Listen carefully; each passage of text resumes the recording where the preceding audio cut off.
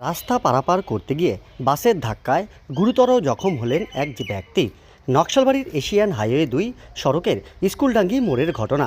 জানা গেছে, এদিন দুপুরে বাড়ির বাজার করে সাইকেল করে বাড়ি ফিরছিলেন ওই ব্যক্তি।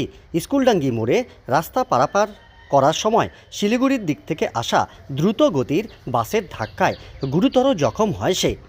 ঘটনার পর আহত ব্যক্তিকে উদ্ধার করে নকশালবাড়ি হাসপাতালে নিয়ে আসা হয়।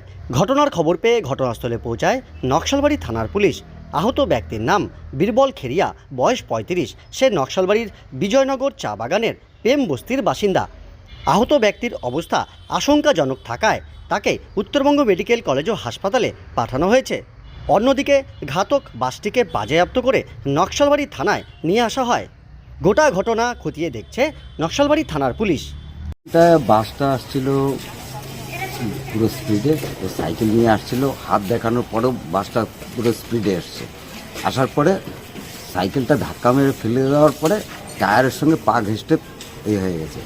এটার জন্য আপনাদের কাছে এই যেন এর পুরো ট্রিটমেন্ট, পুরো বিচারটা ঠিক মতো হয়। কোন দিক থেকে আসছিল বাসটা? বাসটা আসছিল শিলিগুড়ির থেকে। কখনকার ঘটনা? মোটামুটি 20 মিনিট আগের ঘটনা। মানে দুপুর নাগাদ? হ্যাঁ, দুপুর নাগাদ। কোন জায়গায় হয়েছিল? स्कूलडांगी मोड़े। भैया भैया कैसे हुआ ये एक्सीडेंट, पता चला? क्या मतलब नहीं पता है, हम लोग तो शादी जा रहे थे, वो उधर से भेजे। ये कहाँ से आया? ये सौदा करने आया था, बाजार करने? बाजार करने स्कूल। क्या नाम है उसका? बीरबल खड़ी। आपका नाम?